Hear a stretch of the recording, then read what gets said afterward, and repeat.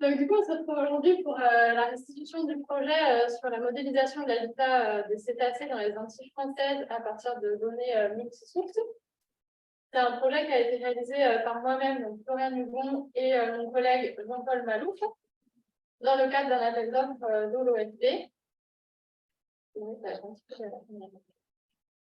Donc, juste pour vous donner un contexte de l'équipe, donc mon collègue Jean-Paul et moi-même, pour répondre à ce projet-là, on a été accompagné par le membre de l'équipe scientifique du Sanctuaire Agora, donc Jérôme Couva qui est son directeur, Magali Pombès, Laurine Polinis, Étienne Jasson et Olivia Osier, et également d'un comité de pilotage qui nous a aidés au cours du projet. Donc Oliana Olasque de l'association ALARC, Oriane Virginie, anciennement à Pélagis, et Franck Dolic qui travaille au laboratoire Borea. Et donc, ce projet, il a été commandité par le Sanctuaire Agora, une aire marine protégée dans les Antilles françaises, qui a été créée en 2010, qui fait une superficie de 143 000 km², qui couvre les îles de Saint-Martin et Saint-Barthélemy, la Guadeloupe avec Marie-Galante et également la Martinique. Et en fait, dans cette aire marine, on a 28 espèces sur les 80 connues de cétacés, donc une responsabilité assez forte de l'aire marine sur la protection de ces espèces. Donc l'objectif de l'aire marine, c'est d'améliorer la conservation de ces mammifères marins et de leur habitat. C'est dans ce cadre qu'ils vont proposer ce projet. On va vous parler tout au long de cette présentation. Le gros challenge du projet, c'est qu'en fait, l'aire marine, elle collecte depuis plusieurs années différents types de données, autant sur des campagnes scientifiques et aussi avec des thèses, des études d'impact, des recensements, donc une grosse diversité de données depuis certaines données déjà depuis 2004-2005. Et donc, il y avait un ensemble de données récoltées dans plein de cadres différents. Et donc, le challenge, c'était comment est-ce qu'on traite toutes ces données-là pour mieux comprendre l'habitat de ces espèces dans cette aire. Et donc, pour reprendre un contexte plus introductif, pourquoi est-ce qu'on s'intéresse aux cétacés? Donc, ce sont des espèces qui font partie de l'écosystème marin, qui est un écosystème qui joue un rôle important dans la régulation du changement climatique, notamment par sa capacité à stocker le carbone et à produire du dioxygène via l'action de la photosynthèse par le phytoplancton. Et les cétacés, dans cette chaîne-là, vont être des espèces dites clés de voûte, parce que ce sont des espèces qui sont garantes de l'équilibre, c'est-à-dire qu'elles ont un rôle très fonctionnel dans la chaîne trophique de l'écosystème, et donc dans sa capacité à stocker le carbone. Et on parle aussi d'espèces parapluies, ce sont des espèces sur lesquelles, si on fait des mesures de protection d'habitat, ça va entraîner aussi la protection de l'habitat de toutes les autres espèces qui vivent avec ces espèces-là. Donc, il y a un intérêt fort en fait, de travailler sur ces espèces pour le fonctionnement de l'écosystème et pour la protection de toutes les espèces de l'écosystème. Ce sont des espèces qui aujourd'hui sont soumises à une grande diversité de pressions, notamment les collisions avec les navires, les enchevêtrements dans les filets de pêche, le whale watching, qui peut aussi causer du dérangement quand il est mal pratiqué, les problèmes de pollution, mine de rien aussi les recherches scientifiques, on peut au départ avoir des techniques d'approche pas forcément adaptées, et également le changement climatique avec par exemple la acidification des océans. Donc du coup, une des façons de mieux protéger ces espèces, c'est de comprendre leur répartition, pourquoi est-ce qu'elles sont à tel endroit, et qu'est-ce qui explique leur répartition, donc avec des outils comme des cartes d'habitat, et la compréhension des variables explicatives de l'habitat. Alors justement, comment est-ce qu'on étudie de manière assez classique, régulière, les habitats de différentes espèces? On fait appel à des jeux de données qui ressemblent à ça. C'est un cas de figure vraiment très, très simplifié, très caricatural. L'objectif, l'objectif est purement pédagogique ici. Donc, ce qu'on a ici, ce sont des observations géolocalisées d'une espèce. Donc, l'observation de sa présence ou de son absence. Donc, sur ces emplacements-là, l'espèce a été observée et sur ces emplacements-là, l'absence de l'espèce a été confirmée. Et d'un autre côté, on a ce qu'on appelle des variables environnementales. Donc, là, je vous ai mis un exemple d'une variable environnementale dans le lieu d'observation, la température moyenne annuelle. Donc, vous voyez, par exemple, que là où la présence de l'espèce a été confirmée, on a une température moyenne annuelle qui est relativement faible par rapport aux emplacements où l'espèce, l'absence de l'espèce a été confirmée, les températures moyennes annuelles plus élevées. Donc, on va chercher à extrapoler, à prédire sur chaque pixel de la carte la présence ou l'absence de l'espèce à partir de données environnementales, notamment des données de température. Donc là, on peut deviner, par exemple, que ici, sur un pixel en particulier, l'espèce sera plutôt, aura une probabilité plutôt d'être absente, vu que la température de l'environnement ici est plus proche de la température des emplacements où l'espèce était absente. Donc voilà, c'est comme ça que ça va fonctionner. C'est un petit peu plus complexe que ça. On va avoir beaucoup plus de variables environnementales, on va avoir beaucoup plus d'observations. Et on va pouvoir, donc, à partir de modèles qui vont faire le lien entre des données de présence et d'absence et des données environnementales, on va pouvoir construire des cartes de répartition des différentes espèces. Et ces modèles, on les appelle les modèles de répartition d'espèces, ou SDM, Species Distribution Model en anglais, qu'on peut mettre en place assez facilement avec le package Biomod 2 du logiciel R que vous connaissez probablement, certains parmi vous connaissent probablement. Et comment fonctionne Biomod 2 en fait?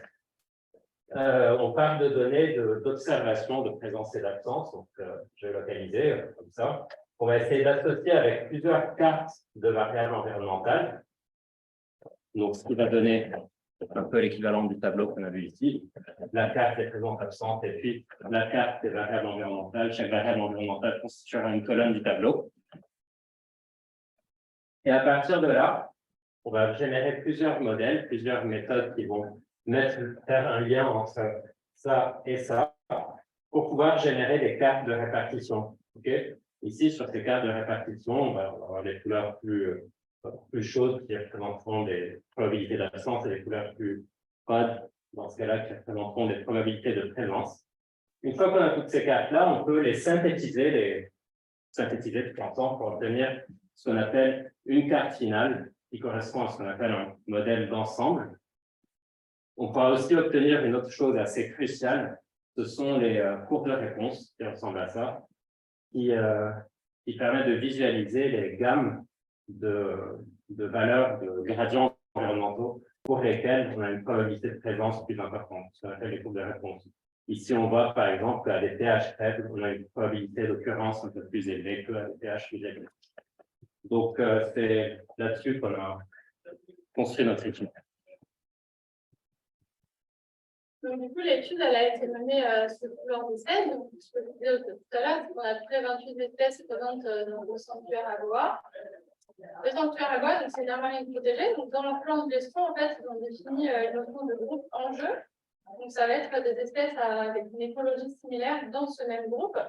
Et ça leur permet, en fait, pour chaque groupe, d'avoir une espèce représentative du groupe. On a plus d'informations, c'est une espèce plus fréquemment observée, et dont l'étude, en fait, va permettre d'informer aussi ce qui se passe potentiellement sur les espèces qui ont la même écologie. Donc, au sanctuaire, ils ont distingué 5 groupes en jeu, les delphinidés batypélagiques, les delphinidés épibatypélagiques, les grands plongeurs, les superprédateurs et les mysticètes. Et à chaque fois, dans ces groupes, on a donc des espèces représentatives qui font partie de celles qu'on a étudiées dans cette étude. Donc, notamment le dauphin tacheté pantropical. Dans le même groupe, on a aussi le dauphin de trésor et le globicéphale tropical, sur lesquels on avait assez de données pour réaliser les modèles.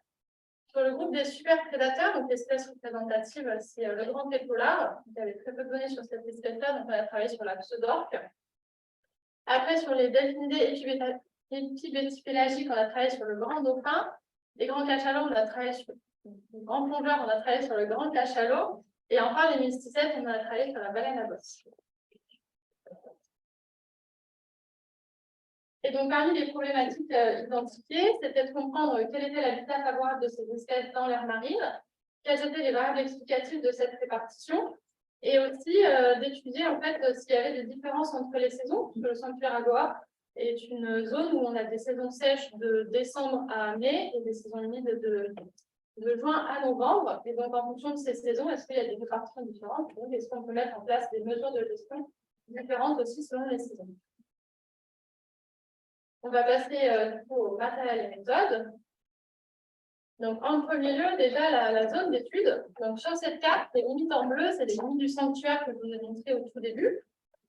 jusque-là, on va prendre donc la Guadeloupe et la Martinique. Et en fait, de manière écologique, c'était plus logique de prendre en compte tout l'arc caribéen, et donc du coup d'inclure aussi les petites îles qui étaient entre Saint-Martin, Saint-Barthélemy et la Guadeloupe, et entre la Guadeloupe et la Martinique. Et aussi, ça permettait de conserver des données qui étaient récoltées en dehors des limites administratives du sanctuaire, et puis d'avoir aussi des informations qui permettaient de couvrir un peu plus grande zone d'études. Après, ça a aussi été réfléchi de sorte de ne pas faire une zone trop grande, histoire d'éviter d'avoir trop d'extrapolation sur des zones où on avait vraiment aucune donnée. Et du coup, sur cette carte, on voit aussi donc, la répartition les points d'observation des 7 espèces qu'on a prises en compte dans la modélisation. Pour vous parler un petit peu des différents types de données, donc, je vous disais tout à l'heure, on a vraiment une grande diversité de données. Donc d'abord, on peut parler des données issues de campagnes avec effort. Ce qu'on appelle avec effort, en fait, c'est quand des bateaux ou des avions vont suivre des transects, qui sont en fait des lignes fictives de protocole. Donc, par exemple, sur cette carte, ça va représenter en fait le tracé qui va être suivi par les bateaux. Et sur ces tracés-là, les bateaux vont relever en fait les points de présence des espèces à des points GPS au cours de leur passage. Donc, on a eu des campagnes par bateau par AGOA en 2014, la campagne en bateau en 2020 et Caribam en 2021. Et également 2 campagnes aériennes avec le programme REMOA qui ont permis justement d'obtenir des observations un peu plus par là et par là, ce qu'on voyait sur la carte d'avant. Donc là, c'est tout l'aspect vraiment campagne protocolée scientifique avec les formes, vraiment le fait de suivre un transect. Et après, il y a toutes les autres données qui sont obtenues sans effort, enfin, hors effort. Donc tout ce qu'on a appelé études ponctuelles, qui vont résumer l'émission GPMG, c'était avec le port de la Guadeloupe, c'était une étude d'impact. La thèse de Nadège, c'était vraiment du recensement. Megara, c'est une étude sur la télédétection des baleines. Et Caribintos, je ne sais plus. Mais voilà, c'est des études ponctuelles pour obtenir de l'information sur les mammifères dans l'air marine. Et enfin, on avait aussi tout un pool de données opportunistes qui représentait vraiment une grande masse de données, autant par des associations comme Bridge Chanty, autant par le sanctuaire AGOA qui faisait aussi d'autres suivis, l'OMAG qui est l'Observatoire des mammifères en Guadeloupe, OBIS qui est aussi une association, une structure qui regroupe différentes données de sciences participatives. Le Megaptera, c'est un programme d'observation des baleines depuis la Terre. Et enfin, réserve naturelle de Saint-Martin et aussi toutes les activités de whale watching où on avait énormément de données d'observation. Donc, une grande diversité. Et donc, dans toute cette diversité, la première grosse étape, ça a été de nettoyer la base. C'est-à-dire qu'en gros, on est parti à peu près 8000 observations brutes avec toutes les données. Et dans tous les critères qu'on a choisis, on a abouti presque à 3500 observations. Quels sont ces critères? C'était d'abord de sélectionner une période temporelle où on avait quand même l'acquisition des données commençait à être importante. On a débuté à partir de 2008, puisqu'on avait déjà une campagne mémoire aérienne en 2008, qui permettait en fait de couvrir des zones qui sont peu couvertes, parce que souvent c'est des campagnes par bateau ou opportunistes, et donc très proches des îles, et donc c'était hyper intéressant de conserver les données mémoire. Donc c'est pour ça qu'on a commencé à partir de 2008. Et on a réfléchi à l'échelle d'une année écologique. Dans le sens où, ce que je vous disais, par rapport à la saison sèche et à la saison humide, on a un début de saison sèche en décembre. Donc, on a pris le mois de décembre de l'année N-1 par rapport à 2008 pour couvrir en fait l'année écologique et pas démarrer en janvier 2008. Ensuite, on a conservé uniquement les observations visuelles. On était certains du point d'observation GPS. Par rapport, par exemple, à des données acoustiques, on va avoir un enregistrement d'espèces, mais on ne sait pas à quel endroit elle est précisément présente. Des données qui avaient des coordonnées GPS précises, parce que des fois, il n'y avait pas de coordonnées, où il y avait des coordonnées qui étaient moyennées. Et enfin, des données avec une identification confiante de l'espèce, donc des structures qui sont sûres de l'identification, et des identifications au rang de l'espèce, pas au rang du genre, par exemple. Et du coup, ça nous a permis d'obtenir un certain nombre de données par espèce, jusqu'à à peu près 1040 pour le dauphin tacheté tropical et 87 pour le municipal tropical. Voilà, une répartition, bon, par exemple, pour la baleine à bosse, voilà. La baleine à bosse, c'était une espèce qui était assez observée, très proche des côtes, donc on avait beaucoup de points dans ces zones-là. Et après, il y a d'autres espèces, on avait aussi des points d'observation un peu plus éparses. Donc, ce que je vous ai présenté avant, c'était vraiment le nombre d'observations. Quand on fait la modélisation, on a besoin de parler de mailles. D'accord, en fait, on va quadriller la zone d'étude par micro-unité spatiale. Donc, type une maille, en fait, c'est vraiment un carré. Hein. Et le but, c'est de choisir la bonne taille de maille pour avoir un nombre suffisant de mailles occupées pour faire la modélisation. Donc, un des critères de modélisation dans mon biomode, c'est d'avoir au moins 50 mailles occupées. Donc, le but, ça a été de trouver la bonne taille de maille. On est parti sur de 0,02. Donc, c'est équivalent à 0,02 degrés, par exemple, pour faire 2 km. Et en fait, par exemple, là, je vais représenter pour le dauphin de Fraser. Par exemple, dans cette maille, finalement, on a 3 observations, mais ça revient juste à avoir une maille occupée. Donc, c'est vraiment l'intérêt de choisir une taille de maille qui est adaptée par rapport à la répartition de l'espèce dans l'aire d'étude. Et donc, à partir de ça, on a pu décliner la modélisation sur ce qu'on a appelé période complète, donc vraiment de décembre jusqu'à novembre, toute l'année. Pour toutes les espèces, sauf la baleine à bosse qui est présente au sanctuaire quand saison sèche pour sa période de reproduction. Ensuite, pour la saison sèche, on a fait la modélisation sur toutes les espèces. Et pour la saison humide, on l'a fait que sur le grand cachalot, le dauphin d'Afrique pontificale et le grand dauphin, parce qu'on n'avait pas assez de nombre de mailles, on n'avait pas assez de mailles occupées pour les autres espèces sur la saison humide. Bon, maintenant que tout le cadre de l'étude a été mis en place, on a été confronté à un problème assez existentiel, j'ai envie de dire, dans le cadre des statistiques prédictives. Si, je ne sais pas si dans l'Assemblée, il y a des adeptes du machine learning prédictif, mais en général, quand on cherche à prédire une variable, à prédire la présence ou l'absence d'une observation, on a besoin à la fois de données de présence et de données d'absence. Or, dans notre cas, on avait juste des données d'observation de présence. L'intégralité des jeux de données qui nous ont été transmis ne renferment que des données de présence. Donc, on n'avait pas de nom, on n'avait que des oui en gros dans cette colonne-là. Comment est-ce qu'on peut se débrouiller dans ce cadre-là? Ça arrive très souvent dans le cadre de la modélisation des aires de répartition. Donc, on va générer des absences artificielles, entre guillemets, qu'on va appeler dorénavant des pseudo-absences. Et donc, comment est-ce qu'on s'est débrouillé? On a fait en sorte, en suivant les recommandations de la littérature, que l'intensité d'échantillonnage des pseudo-absences soit similaire à celle des présences. C'est-à-dire que l'échantillonnage soit aussi intense que les zones où les présences ont été détectées. Donc, on a réfléchi avec Florène, avec le comité de pilotage, on a réfléchi à 2 perspectives de sources d'intensité d'échantillonnage dans nos jeux de données. Les données, soit les données avec effort, soit les données hors effort. Les données hors effort étant les études ponctuelles ou les données opportunistes. En fait, on s'est rendu compte qu'on avait vraiment besoin des deux, de piocher des pseudo-absents pour les deux, parce que d'après cette carte, regardez, l'intensité d'échantillonnage des données hors effort se trouve surtout autour des îles, puisqu'il s'agit surtout d'observations faites depuis la Terre ou depuis les bateaux, alors que l'intensité d'échantillonnage des données avec effort va recouvrir une aire de la zone d'étude beaucoup plus large, notamment ici, le large, où il y a eu des campagnes à effort aérien, où du coup, l'air prospecté a été beaucoup plus large. Donc, il a fallu qu'on pioche des pseudo-absences en s'inspirant ou en s'appuyant sur les 2 sources de données. Alors là, je vais vous expliquer comment est-ce qu'on pioche des pseudo-absences, comment on a pioché des pseudo-absences dans des données d'effort, comment on a pioché des pseudo-absences dans des données plutôt hors effort.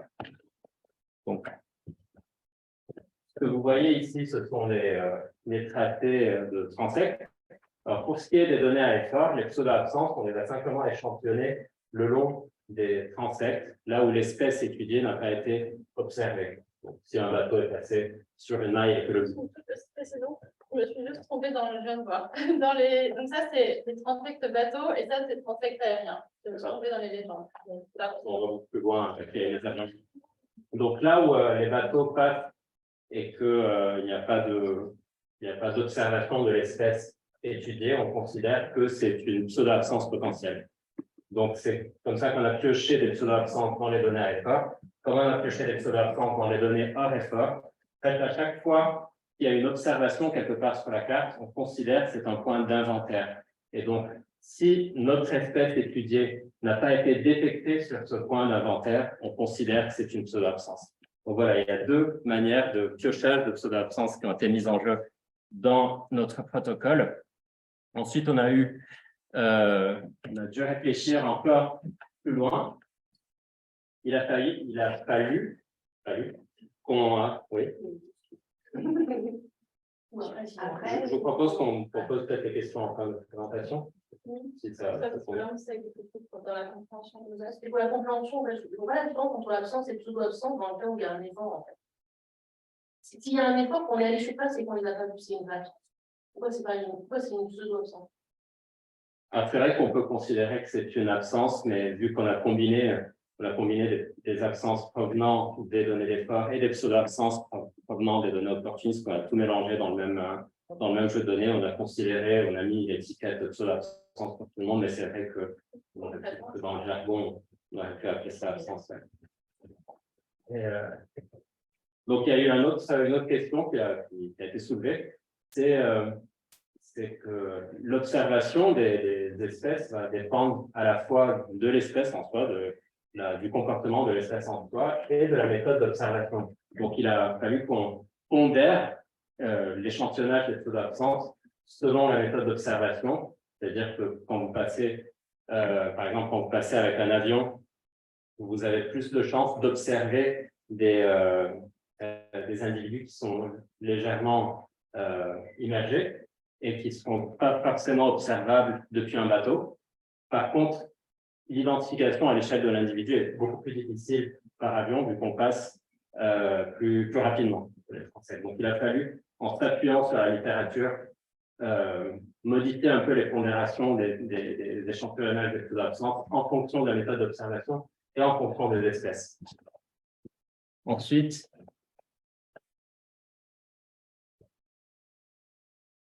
on a fait en sorte également de générer plusieurs jeux de données de pseudo-absence. Chaque jeu de données de pseudo-absence contenant autant de pseudo-absence que des présences.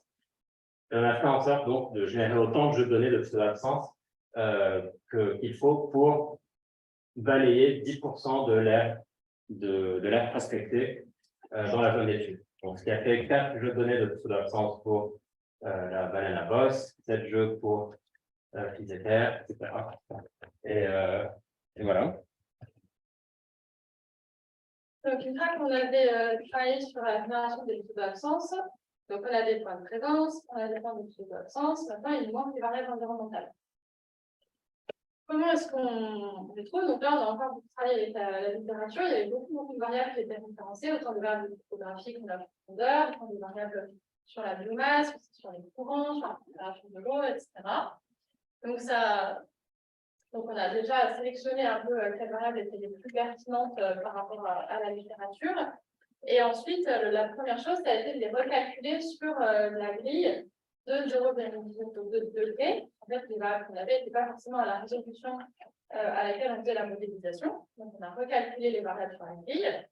Et ensuite, pour tout ce qui était variable dynamique, donc par exemple, la vitesse des courants qu'on avait téléchargée à la résolution journalière.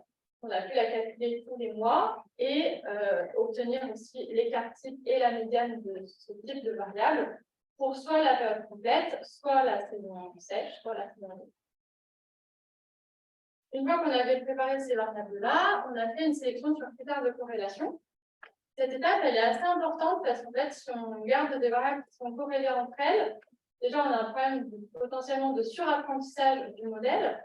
Et aussi, des variables qui vont être très corrélées entre elles vont peut-être cacher l'effet des variables qui ne sont pas corrélées et qui ont une importance moins forte représentation avec toutes les variables corrélées. Alors, si elles sont décorrélées, ça leur offre en tout cas la possibilité de s'exprimer par rapport aux autres variables.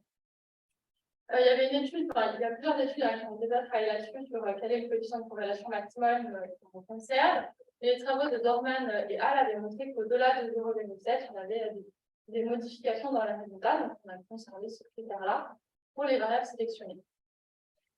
Et ensuite, la dernière étape de sélection, ça a été d'en sous-sélectionner 10 parmi toutes celles-ci, par rapport à leur importance qu'on avait obtenue dans les modélisations préliminaires, en termes de la production des cartes, pour éviter d'avoir trop de variables dans la modélisation et pour faciliter et gagner en efficacité sur la construction des modèles. Donc, ce tableau, il est assez complexe. Donc, sur cette première colonne, vous avez un ensemble de variables. Et donc, en fait, par espèce, après, vous avez les 10 variables qui sont sélectionnées. La SS, ça correspond à l'arabe qui va être sélectionnée en saison sèche. AN, c'est sur la période complète. Et SH, c'est sur la saison humide. Ce qu'on voit dans ce tableau-là, c'est qu'en fait, la profondeur, et ça, c'est une variable de biomasse relative à un certain niveau trophique, elles sont tout le temps conservées dans les 10 plus importantes pour la modélisation, quelle que soit l'espèce et quelle que soit la temporalité. Donc, celle-ci, c'est une variable statique qui ne bouge pas au cours du temps. Celle-ci, c'est une variable dynamique qui est commune à toutes les temporalités. Et après, on avait aussi des variables qui étaient dynamiques, mais qui n'avaient pas été sélectionnées pour chacune des temporalités. Donc, c'est vrai que celle-ci, en fait, ça permet de vraiment comparer entre les espèces et entre les temporalités, versus celle-ci où c'était un peu plus compliqué de comparer les effets entre chaque espèce. Et donc, parmi toutes les autres variables qui ont été conservées, on a énormément d'autres variables de biomasse liées à différents niveaux trophiques, que ce soit autant la médiane de ces variables-là que leur variation sur les périodes considérées. Et on a quelques variables liées au courant océanique, donc ça, c'est la vitesse cinétique des courants, oui. Et ça, c'est la variation de hauteur d'eau à la surface. Maintenant qu'on a constitué notre fameux tableau avec les présences-absences, présentées pseudo-absences et variables explicatives, c'était le moment de lancer la modélisation. Il y a différentes manières de faire le lien entre observation de l'espèce et variables environnementales. On peut passer par des modèles GLM, des GAM, des FDA, des MARS, des GVM, des RF, on a tout testé. Donc, ceux qui manipulent le machine learning reconnaîtront, ou les statistiques reconnaîtront certains de ces cycles.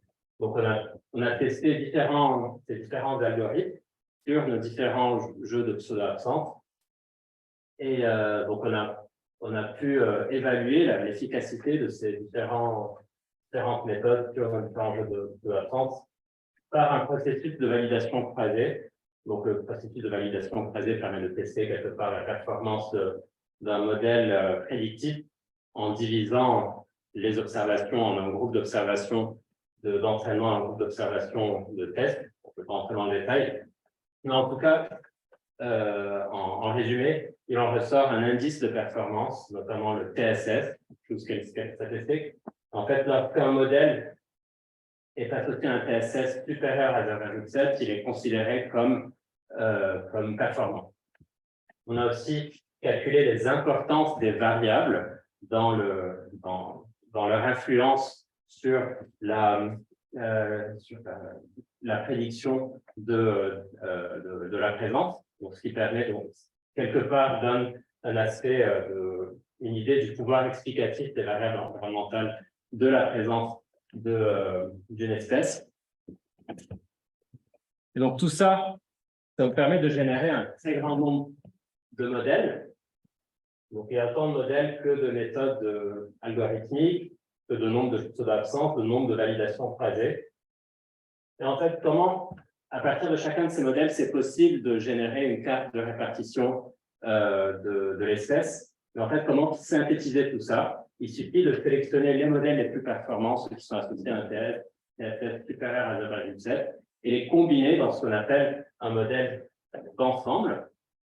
Un modèle d'ensemble, on va faire la moyenne pondérée des prédictions issues de tous les modèles performants pour obtenir une carte de répartition, la carte de répartition la plus fine possible, associée d'ailleurs à une carte des coefficients de variation. Cette carte des coefficients de variation va vous montrer les zones de la carte où les modèles sont plutôt d'accord entre eux au niveau de la prédiction, ou s'ils sont plus ou moins divergents au niveau de ce qu'ils prédisent.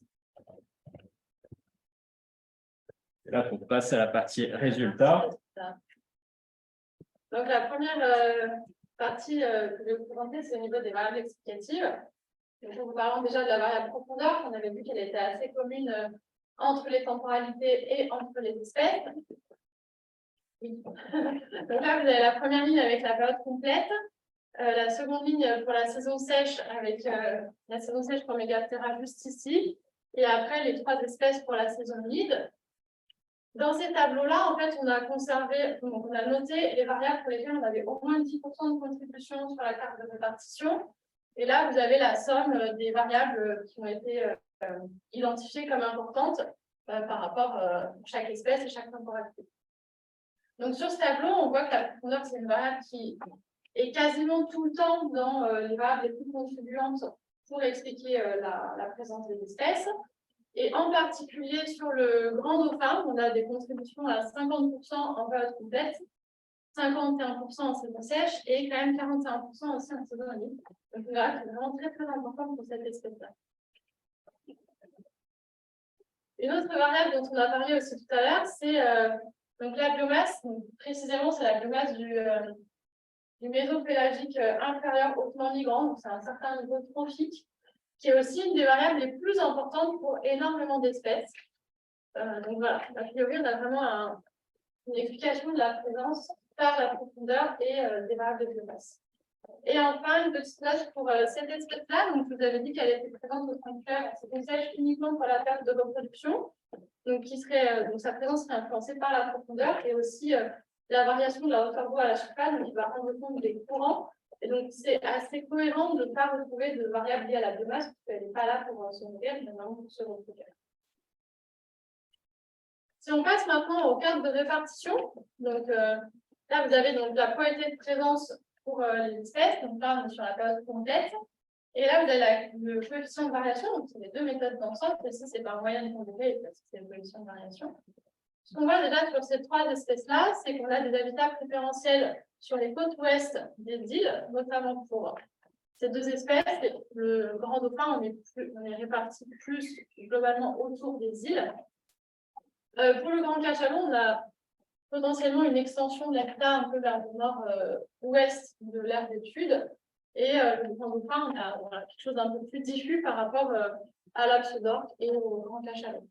Ces résultats-là, ils sont relativement bien soutenus par des coefficients de variation qui sont assez faibles dans les zones où la probabilité de présence est très bien renseignée par les modèles. Par contre, dans des zones où potentiellement la probabilité de présence elle est faible, on a beaucoup d'incertitudes. Hein. C'est aussi lié au fait qu'on avait peu de données dans ces zones-là. Donc, c'est plus difficile, en fait, avec tous les modèles, d'être d'accord sur cette information-là, d'où l'intérêt du coefficient de variation hein, qui renseigne vraiment voilà, de ces zones d'incertitude assez importantes pour certaines espèces. Si on regarde les cartes pour trois autres espèces, donc celle-ci, c'est trois espèces du même groupe en jeu, donc c'est le dauphin tacheté pantropical, dauphin de trésor et globicéphale tropical. Donc toujours, on retrouve cette préférence d'habitat sur les côtes ouest des îles, avec des habitats un tout petit peu plus aussi étendus au nord pour le dauphin tacheté pantropical et également pour le globicéphale tropical. Avec cette fois-ci vraiment des coefficients de variation qui sont un peu plus importants sur ces zones-là où on a vraiment très peu de données. Et toujours très bien soutenus sur les zones de présence présentes. Enfin, pour la baleine à bosse sur la saison sèche, donc on est sur quelque chose peut-être plus commun à ce qu'on a vu sur le grand dauphin. On a des présences assez importantes autour des îles, surtout ici et ici. Et par contre, des zones assez fortes d'incertitude dans des zones où en fait on avait vraiment très peu de données sur cette espèce. Maintenant, les dernières cartes, donc si on voulait comparer ce qui se passait en saison sèche et en saison humide, donc pour les trois espèces sur lesquelles on pouvait le faire, donc là on est sur la saison sèche, là on est sur la saison humide. Donc pour le grand cachalot et le dauphin tacheté pantropical, on est plutôt sur des aires visite un peu plus élargie en saison sèche, avec notamment une présence potentielle dans cette zone-là, versus en saison humide, où on a potentiellement des poils de présence beaucoup plus faibles et beaucoup plus, et un peu plus en tout cas resserrés autour des côtes. Par contre, sur le Grand Dauphin, on est sur le schéma inverse, où on a une répartition qui est beaucoup plus diffuse en saison humide versus en saison sèche. Alors, en saison sèche, on est très, très localisé par les côtes. En saison humide, on est un peu plus éloigné. Donc, maintenant, on va discuter de ces résultats-là. En premier temps, déjà, sur les cartes de répartition sur la période complète. Donc, vraiment quelque chose identifié sur toutes les espèces, c'est d'avoir un habitat préférentiel quand même sur les côtes ouest, ce qu'on appelle les côtes sous le vent dans les Caraïbes. Ce sont les côtes qui sont orientées vers la Terre, puisque l'océan il est par là, alors que l'océan il est par là, donc on appelle ça côte sous le vent. Donc, il y a vraiment cet habitat préférentiel. La profondeur qui apparaît vraiment comme une variable très structurante. Donc, vous avez la carte de la profondeur ici. En fait, on a vraiment une rupture à ce niveau-là, d'avoir, je crois que c'est une chute du plateau continental, je ne sais plus exactement les bons termes, mais en tout cas, sur cette zone-là, on a vraiment une zone de profondeur beaucoup plus importante. Et ce qui est intéressant aussi, c'est donc cette carte-là, je l'ai prise pour le dauphin. Le Grand Dauphin, il y a des petits points de présence ici. Ce qui est intéressant, c'est de voir qu'en fait, même sur des zones où on n'avait pas forcément de la présence de l'espèce, le modèle va quand même prédire une présence plutôt favorable sur d'autres zones, parce que potentiellement, en fait, sur les zones où on avait de la présence, la profondeur était très faible. Donc, sur d'autres zones où on a des profondeurs très faibles, on prédit la présence de l'espèce.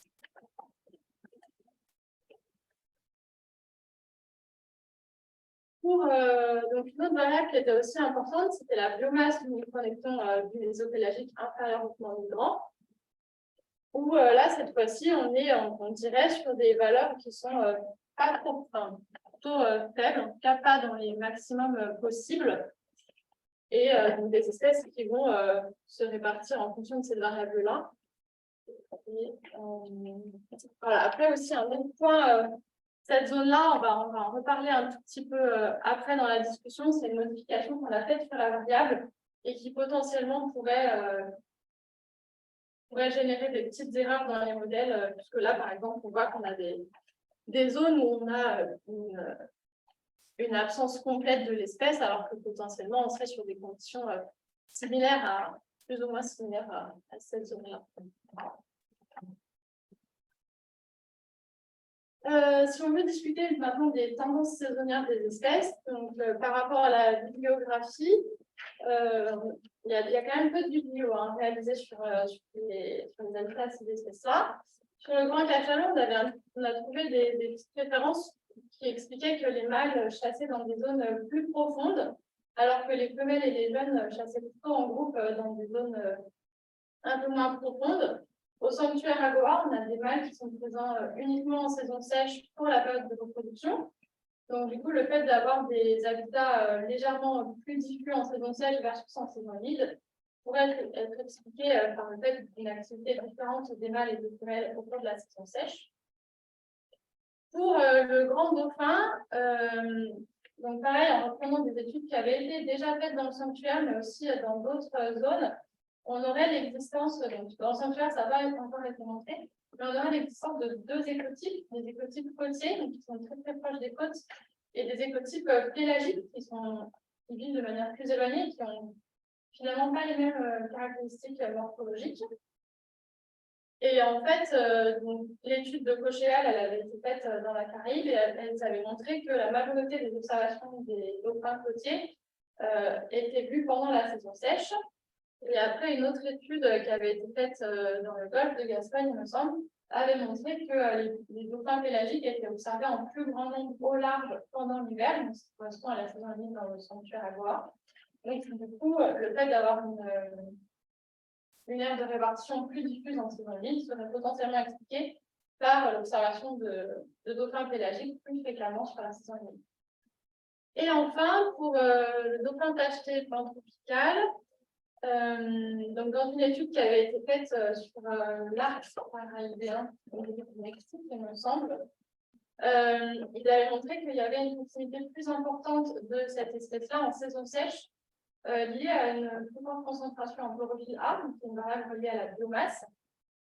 Dans notre étude, on n'a pas la concentration en chlorophylle A, ça ne va pas être une variable retenue. Par contre, on avait quand même une variable sur le mésopélagique, sur une variable de biomasse.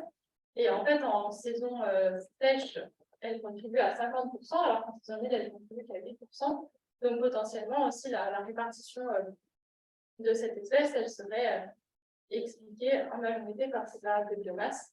Et donc, sa répartition au cours des saisons, elle dépendrait de la répartition des trois.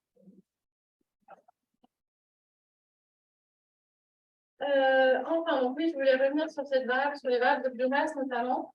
En fait, les variables inférieures au temps migrant et d'autres sont des variables qui sont issues du modèle SIGODIM. C'est un modèle qui estime la biomasse par différents niveaux trophiques liés à la profondeur.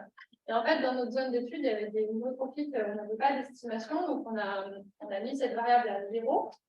Le souci étant que ça fait que la variable, finalement, elle perd de la continuité dans sa gamme de valeurs.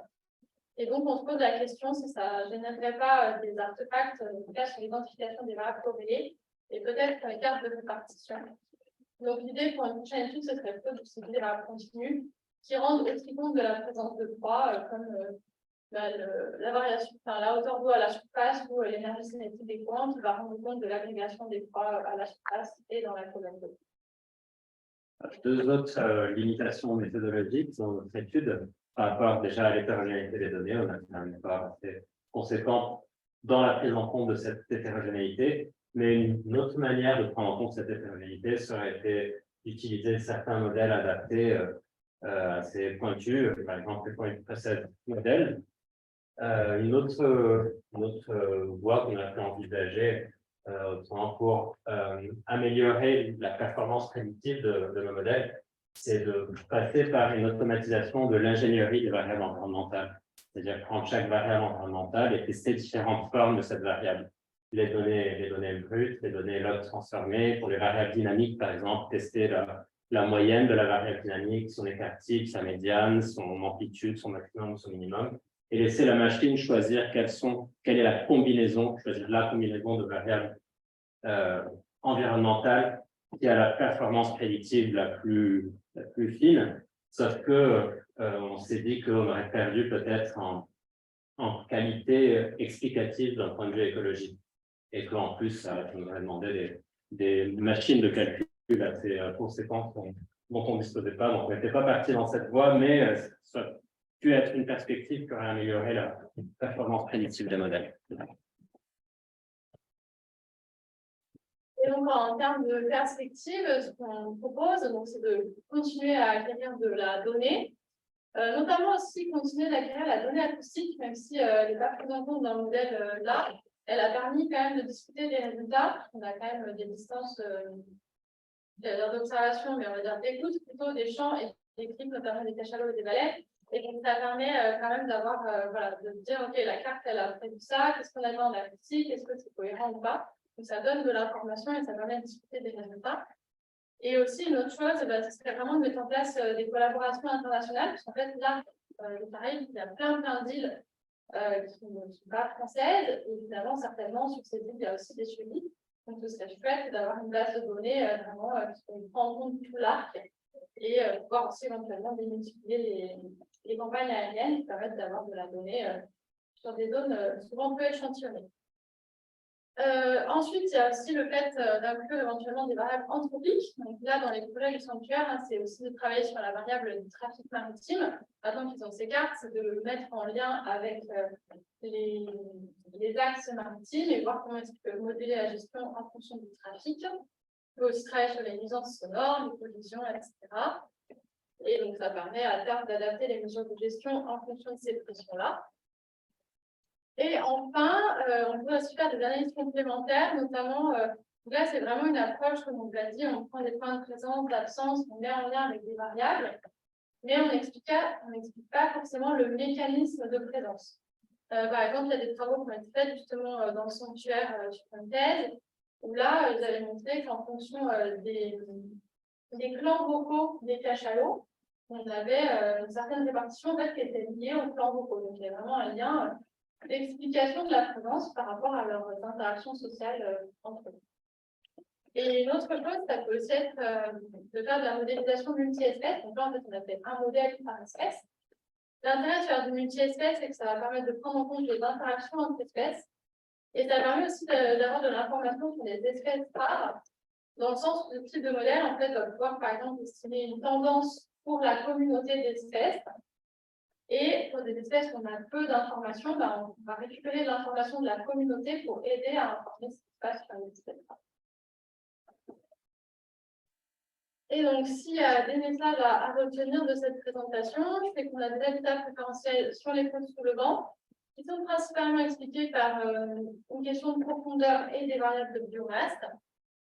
Que toutes ces cartes sont vraiment des éléments de gestion pour l'aire marine, pour moduler cette gestion et l'améliorer, et éventuellement la moduler aussi selon les saisons pour certaines espèces. Et enfin, on souhaite remercier donc, Jérôme Couva et toute son équipe qui nous a fait confiance sur ce projet-là. Notre comité de pilotage, donc Oriane et Oriana, ainsi que Franck Dolly qui nous a donné pas mal d'infos sur la géomorphologie des Antilles. Et puis d'autres chercheurs, Frédéric Baracan, Fabien Laroche et Cédric Bourchel, qui nous ont conseillé aussi sur des méthodes de modélisation. Et enfin, Doug Wilson, c'est Emma Dimelio, je crois, et Antoine Huguet qui nous ont aussi aidé sur les collectes de données. Et donc, tout ce travail, l'idée, c'est de le valoriser dans un papier scientifique là, qui est en cours de relecture par nos co-auteurs. Et donc, plutôt dans le journal Peer Community Journal in Ecology. Et voilà, on souhaite du coup aussi vous remercier pour votre présence, votre écoute. Et on est ouvert à toutes vos questions. Merci.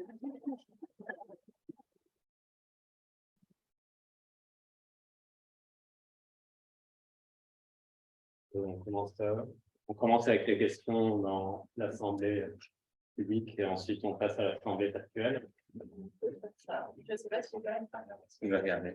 Elles ne sont pas très prolifiques dans l'Assemblée virtuelle, les questions. Est-ce que vous avez des questions? Apparemment, il y en avait une. Ah oui, pardon. Il y avait une question. Il y a peut-être dans question-réponse aussi. Ah, ok. Il y a la discussion plus question-réponse. Ah, comment c'est? Là, juste à côté de discussion. De discussion. Ah, il y a un sens. Ah, ok. Puis,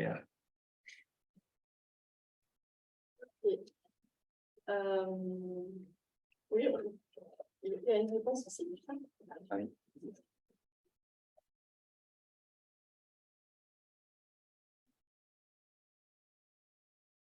Du coup, par rapport à la base de données De la base de données Kakila, parce que du coup, Laurine a dû répondre, parce que nous, ça ne nous dit rien, en tout cas le nom. Mais peut-être, Laurine, si tu veux compléter. Oui, du coup, c'était Jérôme m'a transmis l'information. Ce sont les mêmes contributeurs, donc oui. Ok. Et, les lançages de la chimie sont un principe pour le des formes. ah, Vous m'entendez? Jérôme, vous voulez compléter? Ouais. On t'écoute, Jérôme. Non, c'est pas Jérôme, c'est Yvan Lebert. Avant. C'est moi qui ai posé la question sur Kakila parce qu'il y a 4700 observations qui sont archivées dedans. La donnée est accessible et libre de droit sur le pôle national de la biodiversité. Donc, j'étais étonné que vous ne l'ayez pas utilisé, d'autant qu'effectivement, ce sont les mêmes contributeurs, notamment l'OMAG, Bric Chanty, etc. Et c'était bien l'objectif de constituer cette base de données à partir de ces précieuses observations collectées, alors qui sont des observations pour la plupart opportunistes, collectées par les personnes qui sont présentes sur le terrain.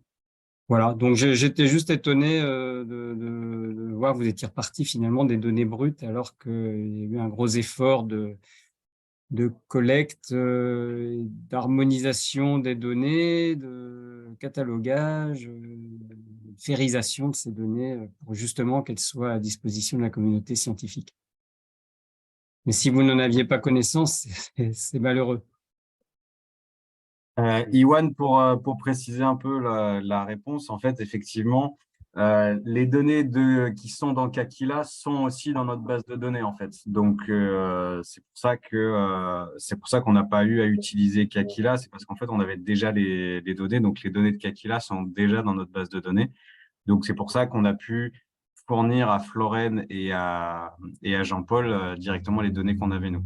Maintenant, effectivement, il y avait peut-être un traitement déjà fait sur le Kakila qui aurait pu faire gagner du temps. Il faudrait revoir ça, mais c'est pour ça qu'on ne parle pas directement de Kakila, parce qu'en fait, on a cité directement vraiment les contributeurs des données. Et on a une autre question. Les saisons sèches et humides sont elles un proxy pour le régime des courants? Alors, je crois qu'il y a une différence en tout cas en termes de saison des pluies et du vent aussi. Mais je pense que Jérôme sera peut-être plus à même de répondre. Je pense qu'il fallait mieux je sais pas si toi tu as des gens. Je sais pas, sur le- Ouais. En tout cas, c'est vraiment au niveau oui, des phénomènes météo qui sont très très différents. Certainement, il doit y avoir un effet des courants. Vu que ni moi ni Jean-Paul sommes spécialisés là-dessus, peut-être Jérôme pourra compléter, je pense. Ben, je ne le suis pas non plus. Je pense que Franck aurait pu nous apporter pas mal d'informations là-dessus. Je ne suis pas un spécialiste des courants à ce point-là. Donc, ouais, malheureusement, je ne vais pas pouvoir vous aider là-dessus. Je ne suis pas sûre que Franck soit un visio avec nous. Si quelqu'un a des informations, il peut réagir. Ok.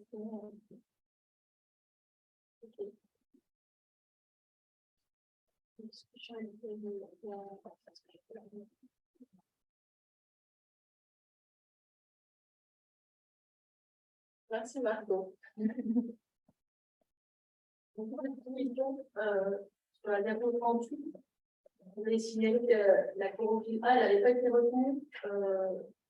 Et pourtant, vous l'avez comme élément d'explication. Je voulais juste comprendre. On dit que ça n'a pas été retenu, c'est-à-dire que vous avez fait le choix de ne pas le mettre dans les modèles, ou ça n'a pas été une variable significative à la modèle.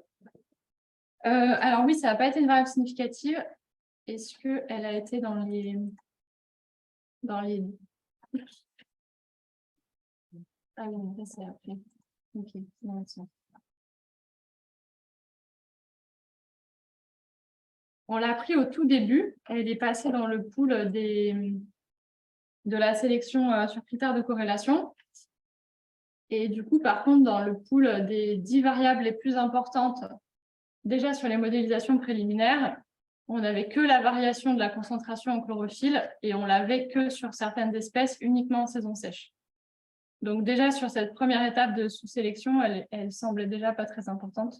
Et du coup, je ne suis pas une spécialiste pour l'organisation. Donc, c'est une question sur l'emprénaïque, mais du coup, est-ce qu'on peut apporter ça comme élément d'explication à la fin, si en fait, finalement, ça n'a pas été retenu par les modèles? Vous voyez ce que je veux dire? Oui, du coup, je dirais pas...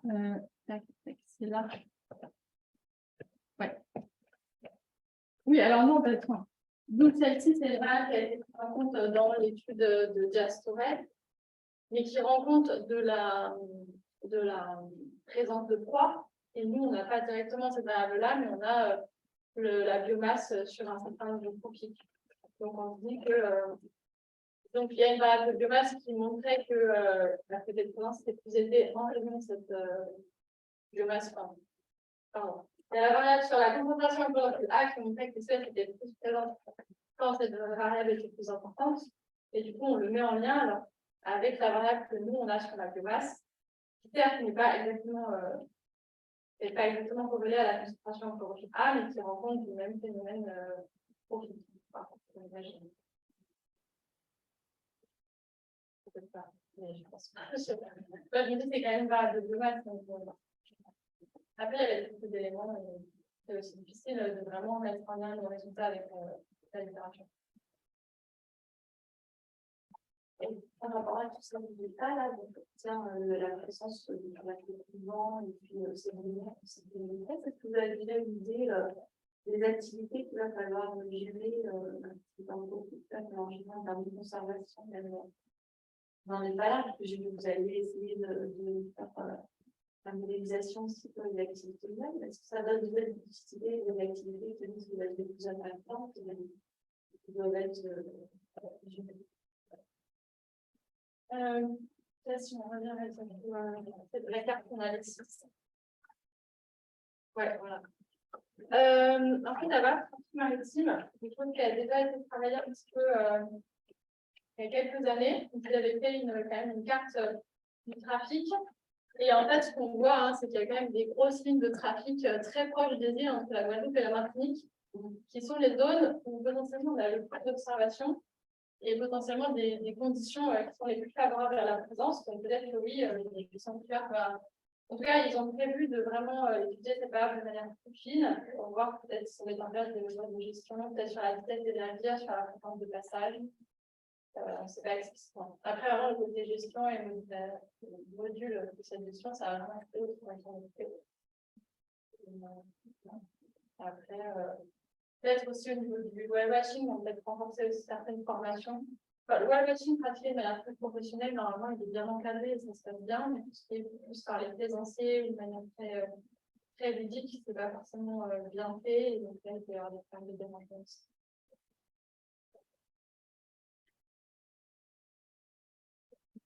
On avait une remarque au niveau de Agile, je pense. Ouais. Par rapport au proxy. Elle ou il se posait la question parce que. Oui, et du coup, je pense que la variable courant, c'est ce qu'on a appelé EKE, c'est l'énergie cinétique. Voilà. Donc oui, ça fait complètement petit en compte. Mais ce n'était pas une des variables qui sortait de manière le plus importante dans les modèles, il me semble. Si je remets exactement les 10.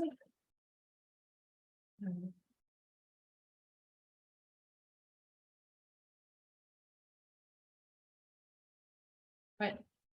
Ouais, elle ne sortait pas dans les variables très contributives. Par contre, en fait, cette variable-là, elle est obtenue par des modèles de dynamique de la topographie de l'eau, qui rendent compte donc, de cette variable d'énergie cinétique des tourbillons, mais aussi de la hauteur d'eau à la surface, et qui sortait pour la baleine à bosse. Et la hauteur d'eau à la surface, on la signe par exemple ici pour le grand cachalot, pour la pseudorque. Donc elle ne rend pas compte, enfin si, je pense qu'elle rend compte d'une certaine façon aussi de la variation des courants, parce que c'est issu du même modèle de dynamique de l'eau. Oriane confirme.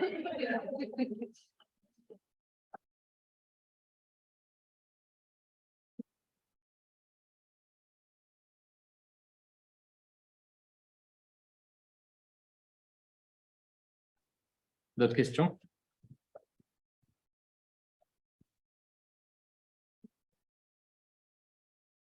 J'ai une question, si vous me permettez. Allez-y, Donc, je suis désolé, je n'ai pas noté de combien d'observations présence vous disposez pour la modélisation. Je ne suis pas sûr d'avoir entendu. Le nombre d'observations présentes. Ah oui. C'était dans les slides au début et je n'ai pas noté. Je suis désolé. Par contre, ce sont les présences, mais pas les mailles occupées. Ouais, voilà. C'est vraiment cette notion. Donc, Okay. la partie, vous avez le nombre d'observations de présence qui du coup est rendu sur cette carte-là. Et après, par contre, dans la modélisation, il y a vraiment cette notion de mailles occupées, où là, on a fait les modèles uniquement quand on avait au moins 50 mailles occupées. Et je n'ai plus les chiffres en tête, mais au plus, on devait avoir, je sais pas, sur cette modélisation, on devait avoir 150. Ouais, je crois que c'était là, on en avait une centaine. Je ne sais plus exactement. On peut retrouver. En fait, oui, le fait quand même vu que les observations, elles sont quand même très groupées proches des îles, mine de rien, on perd pas mal d'informations en faisant un maillage en 2 km. Mais faire un maillage à 1, ça n'aurait pas été cohérent par rapport à l'écologie des espèces. On a quand même des espèces qui bougent, hein, donc c'est pas parce qu'elles ne sont pas là à 1 kilomètre près qu'elles sont vraiment absentes. Et faire un maillage plus large, on avait le problème de perdre trop de mailles. Ouais, j'entends bien. En fait, c'est vrai que vos données sont vachement regroupées, en fait. Ça pose un problème concernant l'absence de mammifères marins, pour prédire du moins l'absence de mammifères marins. Vous avez essayé, sinon, parce qu'en fait, vous avez grosso modo, vous travaillez avec des données labellisées. Donc, 1, c'est la présence, et 0, c'est soit l'absence, soit présence pas vue. Vous avez essayé de faire du clustering avec les variables explicatives pour voir si vous arriviez à dégager trois groupes, tout simplement, avec absence, présence et pas vue. Absence, présence, et le troisième groupe, c'est quoi? Ça serait pas vu, en fait, présence, mais qui n'a pas été observée. Parce qu'en fait, votre 0, il correspond à parce que c'est ce que vous appelez, vous, presque absent. Donc, en fait, la presque absence correspond à soit de la véritable absence, soit de la non-observation. Ouais. Et vous avez essayé justement de faire des clusters à partir de vos variables explicatives pour voir si on arrivait à dégager différents groupes. Non, apparemment, non. On l'a pas fait, non. Ça pourrait être une piste aussi pour améliorer justement votre label 0. Je vois pas trop comment procéder, c'est-à-dire vous faire des clusters, des mailles à partir des variables environnementales, c'est ça? Et vous essayez de voir comment se répartissent les présences et les absences, et les présences, les pseudo-absences et les absences dans ces différents clusters. C'est ça. Pour voir si on arrive à labelliser à la main, on va dire, la réelle absence ou la non-observation. Oui, On n'avait aucune donnée de réelle absence. Enfin, le gros problème, c'est que c'est quand même des espèces qui ont pas qui ont des probabilités de détection qui sont à 0,3 pour certaines, voire même moins. Donc, on a un risque de non-détection qui est assez important. L'absence de l'étape est impossible de montrer pour ces espèces-là. Oui. Il n'existe pas l'absence. Non, tu n'as pas de vraie absence, ça n'existe pas parce que même quand tu es passé avec ton avion où tu as des efforts dessus, en fait, ça se trouve, l'espèce était là, mais tu ne l'as pas vu. Juste parce qu'elle était un peu plus profonde, les 10 mètres, en fait, tu n'as jamais de réelle absence. Ça n'existe pas là. Vous entendez du coup les réponses de la salle? D'après ce que j'ai entendu, qu'il n'y a pas de réelle absence, c'est ça? Oui, c'est ça. C'est qu'en fait, même quand il y a des données protocolées avec de l'effort derrière qui est mesuré, donc en fait, normalement, quand il y a l'effort, si on voit l'espèce, il y a une présence. Si on voit rien, c'est considéré comme une absence. En fait, ce n'est pas une réelle absence puisque l'espèce peut être présente, mais elle n'a pas été vue. Soit parce que l'observateur n'avait pas les bonnes conditions pour le détecter, soit l'animal était trop en profondeur pour être détecté, mais l'animal est quand même présent en fait finalement. Donc ça, on essaye de le prendre en compte dans ce qu'on appelle les fonctions de détection la plupart du temps. Mais dans tous les cas, ce sera jamais, on ne pourra jamais dire que c'est une réelle absence. D'accord. Donc,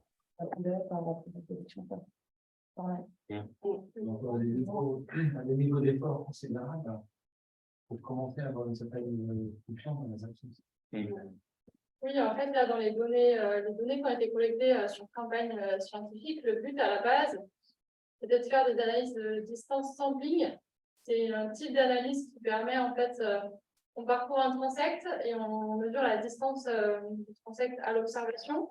Et quand on a beaucoup de données, on peut estimer la probable détection des espèces. Et donc, du coup, on peut corriger l'absence par cette probabilité, plutôt la présence par la probabilité de détection, mais ça demande d'avoir beaucoup de données. Et jusqu'à présent, en tout cas, les campagnes scientifiques qui ont été faites ne permettaient pas justement de faire ces méthodes de distance sampling. D'où aussi pourquoi est-ce qu'on a valorisé ces données-là dans cette approche, alors qu'à la base, elles sont collectées pour faire du distance sampling et pas forcément pour faire du modèle de répartition comme on a fait. Mais il n'y avait pas assez de. Enfin, il y a vraiment besoin de faire beaucoup d'efforts d'observation et d'avoir quand même un nombre conséquent d'observations pour pouvoir estimer ces probabilités de détection. Mais comme tu combines plein de sources différentes, toutes correspondant à des protocoles qui ne sont pas tous absolument comparables, ou pas directement les mêmes, ou pas tous d'une distance sampling vraie. Tu ne peux pas faire une analyse connue de tout ça, une logique de distance sampling. Parce que vous êtes obligé de présenter ces choses-là.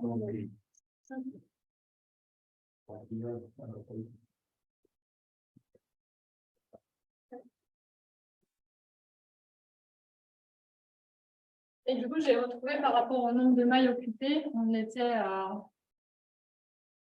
On avait quand même plus de 200 hein. Sur la période complète, pour 2 km, pour des mailles de 2 km, pour l'espèce qu'on avait le plus de données, donc c'était le dauphin tacheté pantropical, on avait jusqu'à 281 mailles occupées. Et le minimum qu'on ait eu, c'était 45 mailles pour le globicéphale tropical en saison sèche, sur lequel on avait hésité à faire un modèle vu qu'on était en dessous des 50, mais ça permettait quand même de comparer avec le dauphin de Fraser et le dauphin tacheté pantropical qui était le même dauphin. Donc voilà, c'est vrai qu'on est quand même passé de 1038 données à 300 mailles occupées, parce qu'on a justement des observations assez localisées au même endroit, notamment proche des côtes. Ok, merci beaucoup pour vos réponses. Ouais, alors, sur les modèles qui sont faits, là, on a un peu l'impression qu'ils sont tous au même endroit. On déjà un peu, ils sont tous très lisibles. Alors, c'est un peu frustrant parce qu'on aime bien dans des choses plus variées. Et en quoi l'échantillonnage disponible serait proche des îles aussi, pour les raisons liées aux différentes sources, est responsable de ça. Donc, en quoi est-ce que c'est un artefact des sources de données disponibles ou bien est-ce que c'est une réalité?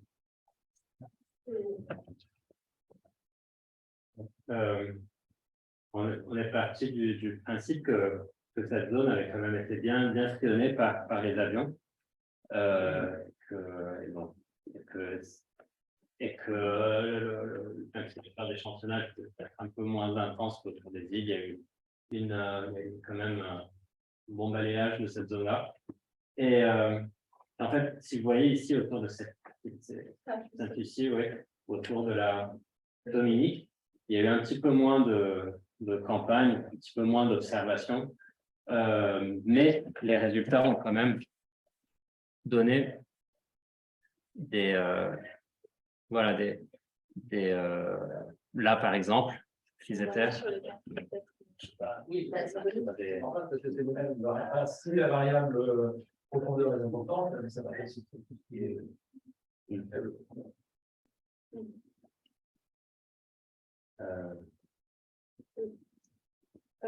Vous avez comparé la carte des Gachadou avec celle des CD sur le noir. Ils avaient fait une carte de répartition sur le noir. Oh, oui. Ça n'a jamais été publié dans un article. On est maintenant comme ça. Ça ne me dit rien, mais ça fait longtemps qu'il y a eu en même temps que moi, donc je ne sais pas.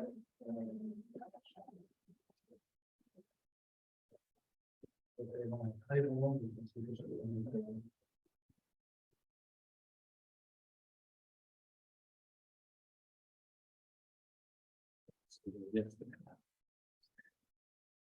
C'est que malgré le fait d'échantillonnage autour des îles, quand même, des probabilités de présence qui sont ressorties, par exemple l'âge de la Dominique de Sainte-Lucie par ici, et une petite extension là vers l'ouest.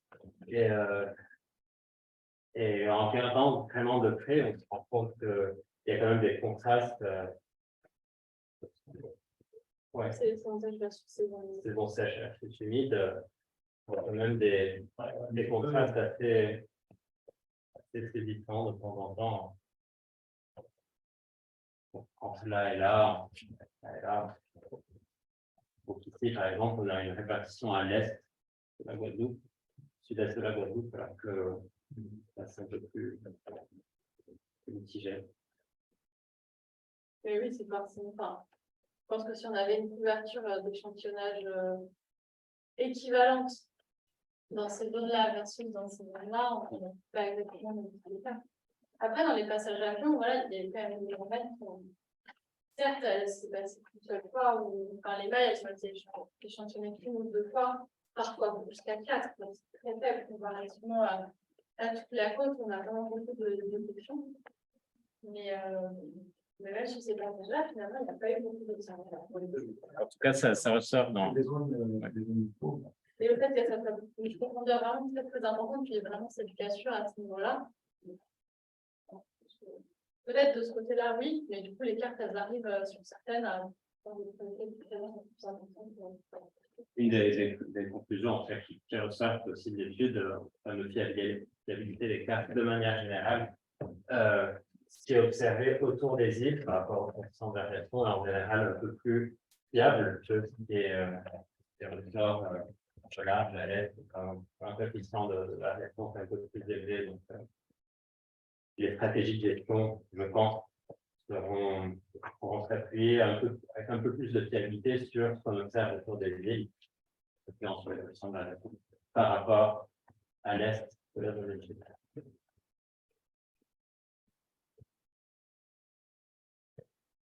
Après, l'idée, c'est aussi d'avoir un point de départ pour la gestion et aussi de valoriser toutes les recrues que vous avez et de rendre compte des cartes avec certes l'échantillonnage qu'ils ont, mais aussi justement pour les conseiller sur quelle stratégie d'échantillonnage on peut améliorer. Est-ce qu'il y a des zones prioritaires où il faut faire des suivis, où il faut en mettre en place? Donc, c'était aussi, ça faisait aussi partie de l'objectif de l'étude de conseiller sur les futures zones d'échantillonnage et les priorités en termes de gestion et d'échantillonnage futur. Et donc, il y avait deux perspectives, enfin, plus que ça. Dans les perspectives, il y en avait deux qui m'ont retenu. Une qui est les collaborations internationales et l'autre qui est son acoustique. Et donc, passive. Et donc, collaboration internationale, ce que tu en as détaillé en fait, c'était plutôt sur l'analyse des données existantes, c'est-à-dire étendre ce genre d'exercice à un jeu de données plus vaste, hein, ou est-ce que ça inclut aussi acquérir ensemble la donnée nouvelle? Alors, acquérir ensemble, je ne sais pas si ce sera possible. Je sais pas en fait comment c'est possible de mettre en place ces collaborations, mais au moins de récupérer, de mettre en commun les données déjà existantes, parce que potentiellement, il y a déjà des choses qui en fait sur Sainte-Lucie qui est plus en bas, la Dominique qui était entre la Guadeloupe et la Martinique, parce que là, c'est vraiment le jeu de données qui a été transmis par le sanctuaire, donc principalement des données qui ont été collectées sur les limites administratives. Celles qui sont en dehors, je pense que c'est plus les well watchers, des éventualités ou des plaisanciers ou de la définition participative, mais je pense que doit y avoir quand même une étude sur les autres îles de l'Arc. Et ce serait intéressant de mettre en commun. C'est plutôt de regarder en commun des données existantes. Après, pourquoi pas mettre des. Je ne sais pas si on peut mettre des protocoles communs, peut-être de balayage par sur la zone de la zone. Pas dans quelle mesure c'est possible. Oui, si je peux compléter un petit peu, je pense qu'en fait, on peut envisager les deux. C'est-à-dire qu'il y a à la fois, il y a certains territoires où effectivement, on sait qu'il y a beaucoup de données, je pense notamment à la Dominique, où là, on sait que c'est un enjeu pour plusieurs espèces parce que ça ferait vraiment le lien entre la Guadeloupe et la Martinique. Et on sait qu'il y a des travaux qui sont faits là-bas. Sur les autres territoires, Sainte-Lucie ou les îles au-dessus de la Guadeloupe, on a beaucoup moins de connaissances de travaux sur les mammifères marins qui pourraient être faits. Donc, on a à la fois effectivement l'enjeu de faire de l'analyse avec la donnée existante, en compilant tout ce qui existe. Mais il y a aussi clairement des endroits où il y a un manque de données flagrant et ça fait partie notamment des objectifs du projet CAMAC qui est porté par le Sanctuaire El Carspo, là, dont Magali est la chef de projet. Elle était là tout à l'heure, mais elle a dû s'absenter. Et l'idée, c'est de voir ce qu'on peut mettre en commun comme collecte de données à l'échelle même au-delà de ça, parce que là, on est sur le bassin caribéen, donc pas seulement les petites Antilles, pour pouvoir avoir des informations supplémentaires et qu'on puisse faire ce genre de travaux à l'échelle du bassin.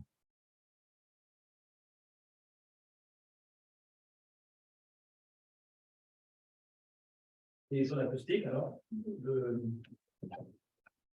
Sur le bénéfice par rapport à ce type d'analyse?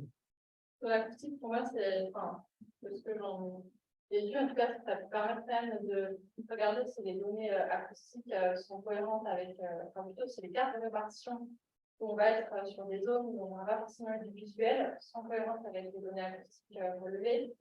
Et après, ce qu'on a suggéré Oriane, c'est qu'on peut aussi, à partir de techniques de triangulation, obtenir la coordonnée d'observation précise de l'espèce.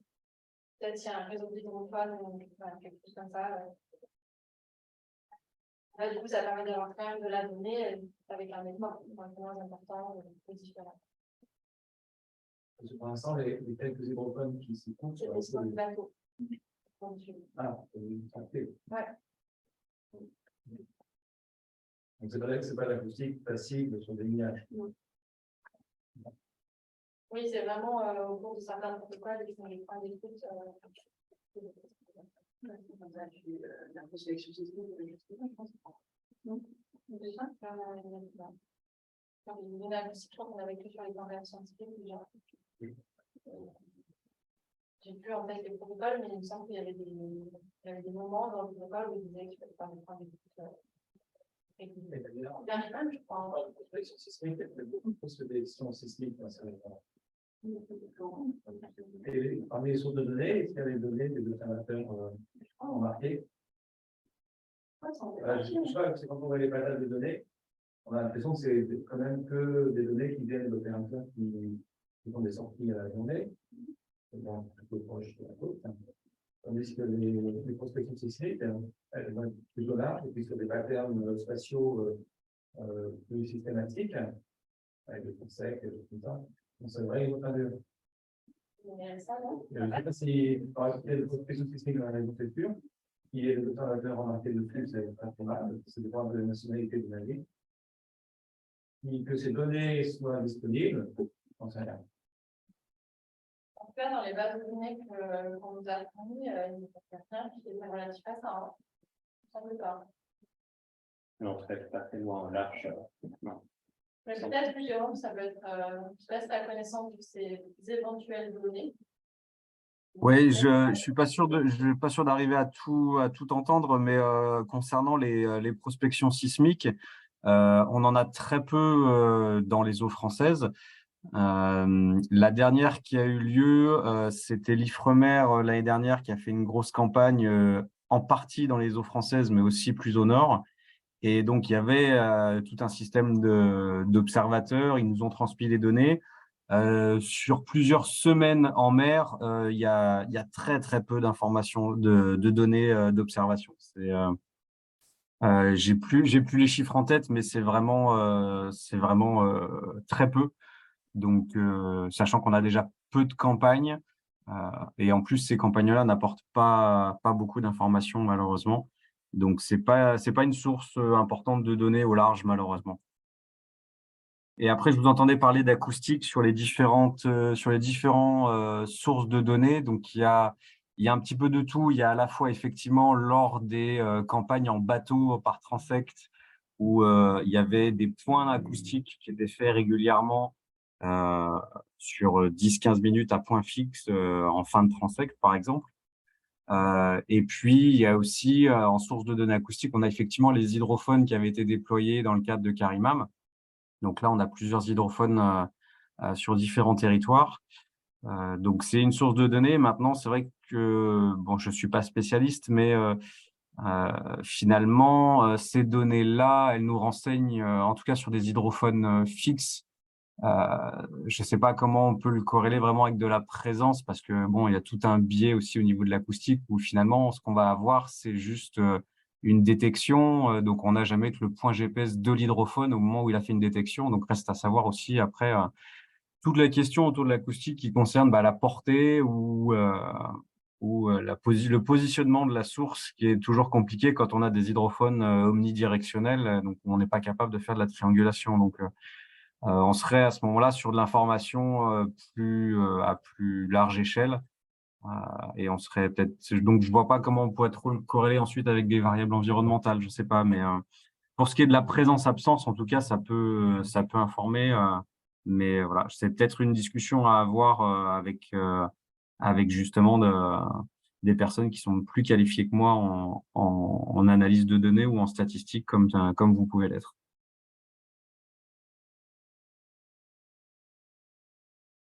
C'est sûr que là, comme ça, tu peux pas l'éloigner directement avec. Enfin, tu peux pas vraiment faire du modèle d'habitat sur l'acoustique fixe, ça c'est sûr. Par contre, tu peux avoir déjà une information sur la présence-absence, savoir si en saison sèche, tu les as bien vus, enfin entendus plutôt, s'ils étaient vraiment présents et que déjà corroborer le modèle, déjà, c'est déjà une bonne chose. Parce que ça reste un modèle, donc tu as quand même des incertitudes associées. Donc si tu prédis un endroit et que en fait, finalement, tu n'avais pas d'observation, mais qui te prédit parce que les conditions environnementales sont bonnes et que tu as eu de la détection acoustique, déjà, tu peux te dire que ton modèle n'est pas totalement n'importe quoi. Donc déjà, c'est pas mal. Après, si tu peux faire de la triangulation avec l'acoustique en mettant plusieurs hydrophones, justement, assez proches. Mais du coup, tu peux faire la triangulation, donc tu as la source qui émet en fait en fonction du temps d'arrivée aux différents hydrophones. Et du coup, tu peux tracer d'où venait le signal. Donc déjà, avoir une information un peu plus précise que on sait qu'elle était présente. Là, on sait où elle était au moment où elle a cliqué, où elle est mis cyclement. Donc non, il y a des choses intéressantes à faire avec l'acoustique. C'est vrai que ça ne s'inclut pas dans les modèles aussi facilement que facilement entre gros guillemets quand même, mais que des données d'observation, mais ça reste des données complémentaires et qu'il ne faut pas oublier, je pense, au minimum pour valider les modèles.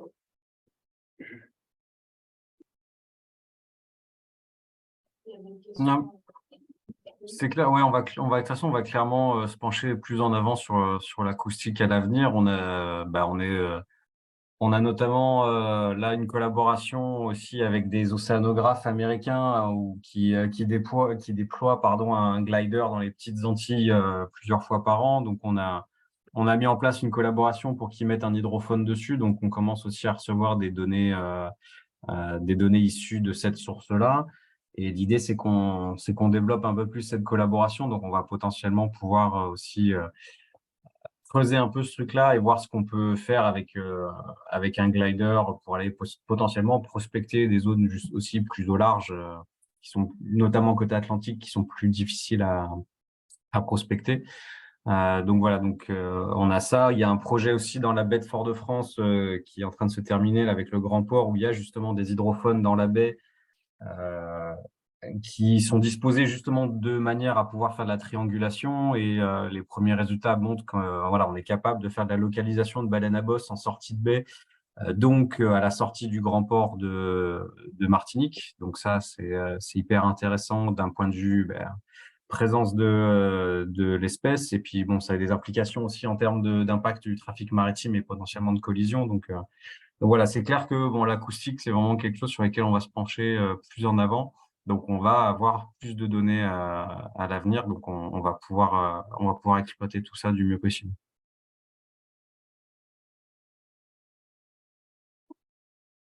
On avait une question de Pascal Monestier, toujours sur les absences. Comment gérer les disponibilités pour les plongeurs dépendent des plateformes? Oui, Oui, tu Bon, peux détailler bonjour. peut-être. Je vais préciser un peu la question. Pour les grands plongeurs ou pour les baleines à bosse, le fait de rater pas mal de présence lorsqu'ils sont en plongée dépend en fin de compte de la plateforme. Si vous passez en avion, vous allez en rater beaucoup plus que si vous passez en voilier ou ces choses-là. Alors, je voulais savoir, en travaillant sur des présences seules, comment vous corrigez ce biais-là? C'est au niveau des…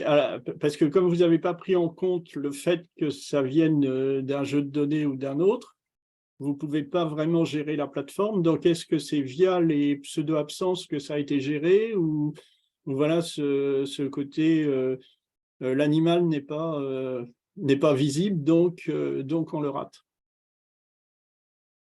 On a un tout petit peu pris en compte dans les pseudo-absences, dans le sens où quand on a fait la pondération selon si on faisait une observation par bateau ou par avion, on avait mis, il me semble que du coup pour les grands plongeurs, on a fait tout l'inverse, on a dit qu'on avait une meilleure détection par avion, puisqu'on pouvait les voir par transparence par rapport à la surface. Alors que par bateau, vu qu'on est sur des espèces avec des temps de plongée longs et relativement discrètes à la surface, on avait plus de chances de les rater. Il n'y avait pas trop d'éléments dans la vidéo, il y avait plus d'éléments sur le comportement à la surface et les temps de plongée. Donc on a plutôt considéré considéré un poids 2 fois plus important pour des pseudo-absences échantillonnées via avion que via bateau. Et par contre, non, sur la donnée de présence en elle-même, on ne l'a pas considéré. Mais ça fait partie aussi des perspectives qu'on n'a pas citées dans la présentation, mais de justement peut-être mettre un poids plus important à des présences récoltées sur une campagne protocolée où il y a vraiment un effort important d'observation et de recherche des individus, versus des données opportunistes où on passe à on a vu telle espèce, mais en fait on ne la cherchait pas vraiment. Et donc ça fait partie aussi des choses qui pourraient être intégrées dans le modèle, d'informer la donnée de présence en fonction de sa source, si c'est une campagne où il y a vraiment, on cherche les individus, ou si c'est plus opportuniste, comme ça. Et après, vraiment, la probable détection par rapport à cette écologie de plongée, encore une fois, on n'a pas vraiment, trop de moyens pour l'estimer correctement. Oui, surtout que vous n'avez pas d'efforts ou des proxys de l'effort qui ne sont pas évidents. D'accord, merci pour la réponse. Alors, je modélerai un petit peu ce que tu viens de dire. C'est-à-dire que pour toutes les espèces, il y a la question de la disponibilité dans le sens être présent à la surface en opposition à être en congé, et véritablement en congé, hors de l'observation visuelle. Et puis, il y a la perception, c'est la capacité de voir depuis une plateforme un animal qui serait proche de la surface, qui est juste à la surface. Et de ce point de vue-là, les grands plongeurs, et même beaucoup d'espèces plutôt discrètes en surface, sont plus perceptibles depuis un avion que depuis un bateau, tout simplement à cause de l'angle d'observation, si on les voit par-dessus, un petit peu en transparence, et donc on peut détecter des choses qu'on peut manquer depuis un bateau, parce que l'angle est plus rasant, et qu'on voit moins sous la surface de l'eau, etc. En revanche, la disponibilité est plus un problème en avion qu'en bateau, à cause du temps de passage très bref et puis du point. Donc, on peut rater plus facilement un plongeur qui plonge en quart d'heure, par exemple, parce que, en fait, le point d'observation va être disponible à l'observation quelques secondes, alors que pour un bateau qui passe dans cette zone, il sera disponible à l'observation plusieurs minutes. Et donc, ça change la disponibilité. C'est quelque chose qui joue de manière antagoniste. C'est-à-dire qu'on s'est plutôt focalisé sur l'hypothèse, la première hypothèse, la meilleure qualité de perception depuis l'avion. Et oui, c'est vrai que vous avez du temps de plongée, du temps de défaut de l'avion, on sait que peut-être qu'on a du temps très peu de d'observation.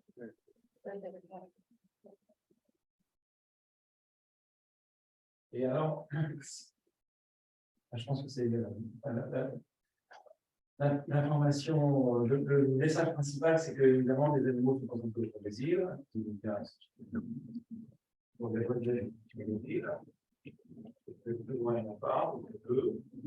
On peut être d'accord avec ça. Et du coup, je me disais, si on se débarrassait dans l'exercice de modélisation, on se débarrasse de tous les points des îles et on fait un exercice sur une plage géographique qui concerne que les îles. et que la pente périnasculaire de toutes les îles.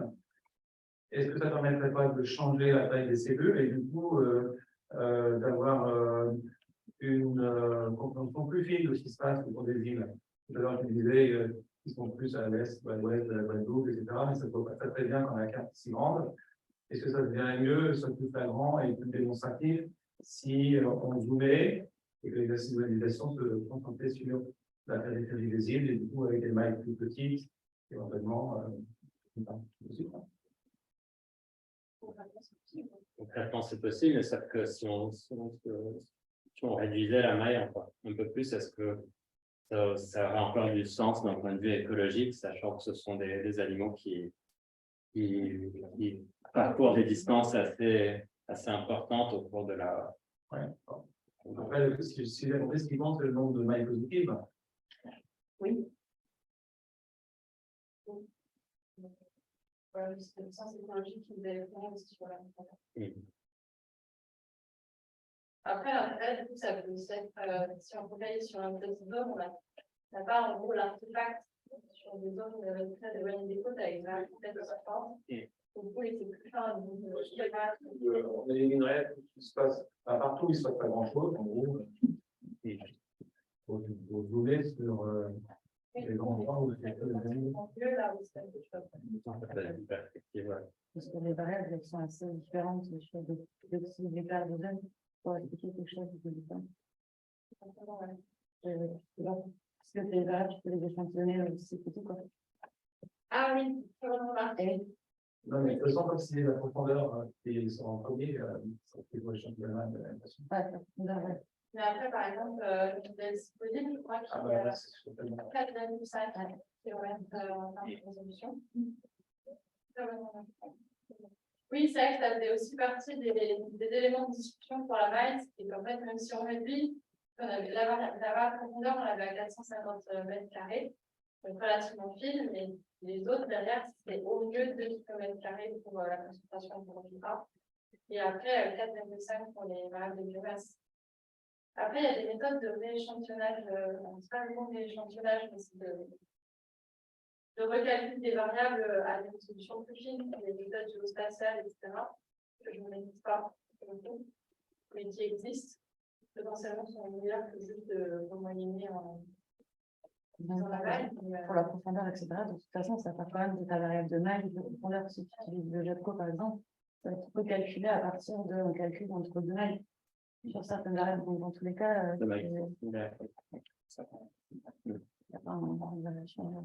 je pense que oui, l'intérêt de se focaliser peut-être sur les îles, tout en conservant la maille de 2 km, c'est d'écarter les observations peu nombreuses qui sont beaucoup trop larges et de se focaliser donc sur les valeurs de variables environnementales qui sont vraiment autour des îles. On n'augmenterait pas la résolution des cartes, mais peut-être qu'on aurait des modèles un petit peu plus précis parce qu'ils seront moins touchés par des données un peu plus turbulentes. Donc, ça peut être une perspective intéressante, sans forcément affiner la maille. On ne perdrait pas énormément d'observations, vu que les observations larges sont plus rares. Il y a une question dans la discussion.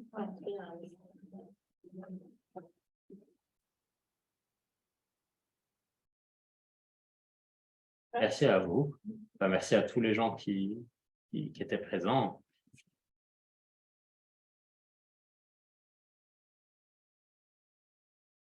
On va lire juste. Il y a une remarque, on va la lire à voix haute parce que vous n'avez pas forcément le visage sur des questions. Il s'agit davantage d'une probabilité de fréquentation de la surface que d'une probabilité de présence, puisqu'une partie des espèces exploite toute la colonne d'eau. Il est possible que dans certaines mailles, elles fréquentent plutôt les zones profondes en lien, par exemple, avec les ressources alimentaires. Oui. Oui, il y avait aussi une remarque, notamment par rapport à la variable profondeur, qui apparaît comme une variable très explicative. Il faut aussi bien garder en tête, c'est justement cette notion d'utilisation de la colonne d'eau. Donc, par exemple, on a eu des points de présence, par exemple, sur des zones de profondeur très importantes, mais ça ne veut pas dire que l'espèce elle est présente à cette profondeur, c'est juste qu'elle a été détectée à la surface dans cette zone-là. Et en effet, potentiellement sur des espèces qui utilisent, j'imagine, vraiment des données plus profondes pour chasser, comme les grands rongeurs, probablement qu'on a moins de chances de les voir. Du coup, ça revient à la notion de disponibilité à la surface, ce que tu dis sur la fréquentation de la surface, qui est plus ou moins corrélée à la probabilité de présence selon chaque type des espèces et son écologie corrélée.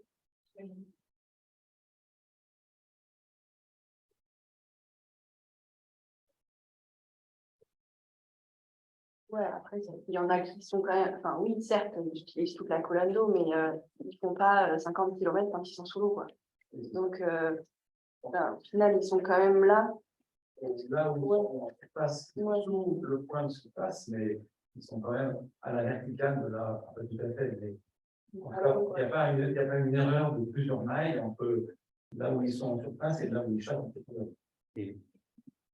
Ils vont plonger, certes, ils peuvent rester longtemps sous l'eau, mais pour les grands plongeurs, ils ne vont pas faire des kilomètres et des kilomètres avant de ressortir. Donc, a priori, ça reste quand même de la probabilité de présence, je pense.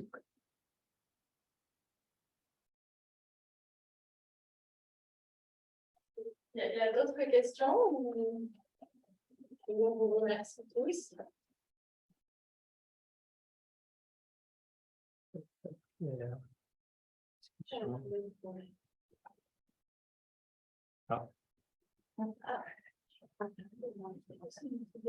Est-ce qu'il serait possible d'utiliser l'ADN environnemental à partir d'échantillons d'eau pour confirmer les présences-absences des espèces au large ou dans les espaces où il est difficile de confirmer la présence?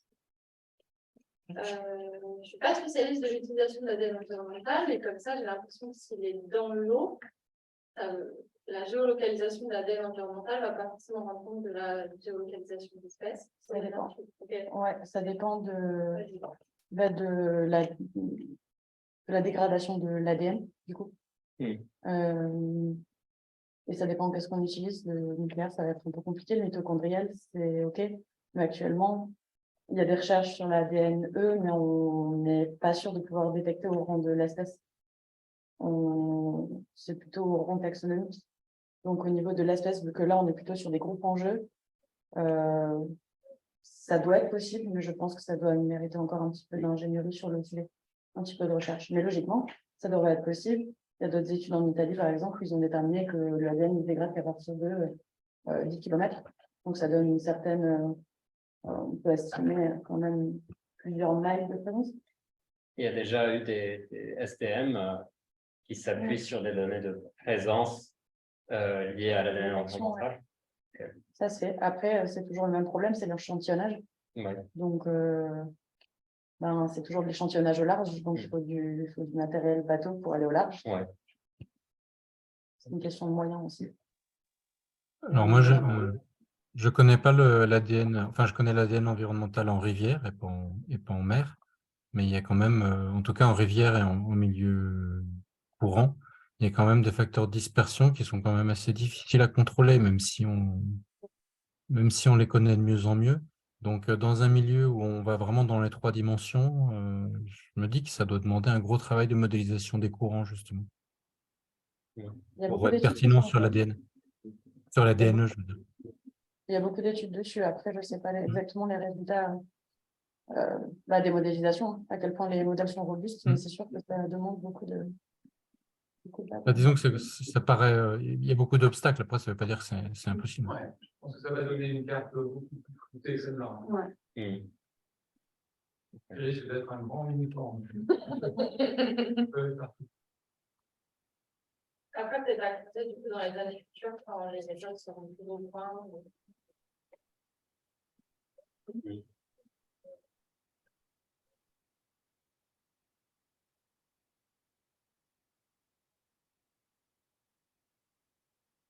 Bon, on clôture. Merci tout le monde d'avoir été là virtuellement ou en présentiel. Merci pour vos questions. Ouais. Pour les remarques. Et merci encore à l'équipe du sanctuaire et à votre comité de pilotage. Ouais, écoutez, justement, moi, je voulais en profiter aussi pour vous remercier tous les deux, Florène et Jean-Paul, pour la qualité de votre travail. C'était un gros travail. Il y a eu pas mal de choses qu'il a fallu régler pendant ces 1 an et demi. Donc voilà, je voulais profiter de cette restitution qu'on a pas mal de monde pour vous dire qu'on est très content de votre travail et qu'on est très content des résultats aussi et que ça va nous être extrêmement utile pour la suite. Pour nous, le fait d'avoir ces cartes, c'est pas une finalité, c'est juste un début et ça va nous permettre justement de nous appuyer là-dessus pour ensuite aller voir les différents utilisateurs de la mer et de voir ce qu'on peut faire pour limiter un peu l'impact de nombreuses activités humaines. Donc, merci beaucoup à vous là-dessus et puis bon courage pour la suite et j'espère que vous allez pouvoir continuer à travailler ensemble sur d'autres projets aussi. Merci Jérôme, c'est un grand plaisir pour nous de travailler là-dessus, ouais. Tous les challenges. C'est chouette de bosser sur les cétacés. Personnellement, c'est toujours des espèces qui m'ont beaucoup depuis gamine et je m'étais dit que je voulais faire un stage sur les cétacés quand j'étais en M2. J'avais contacté Vincent, je pense, et d'autres équipes dans la zone, et Oriane peut-être aussi, et finalement je me suis trouvée dans un petit labo pour bosser sur des poissons. C'est bien les poissons, hein. Et non, et après j'ai adoré, j'ai continué en thèse et voilà, on continue maintenant et c'est super chouette d'avoir ce projet avec vous et avec Jean-Paul et avec l'équipe. Bon. Merci à tous. Merci Bon à week-end. Merci pour votre présence.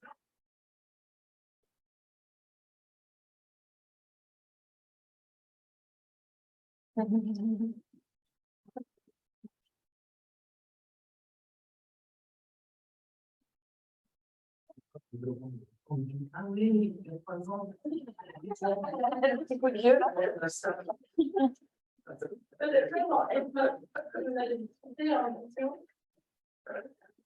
Moi aussi, tu m'avais demandé, parce que là, ça me fait encore.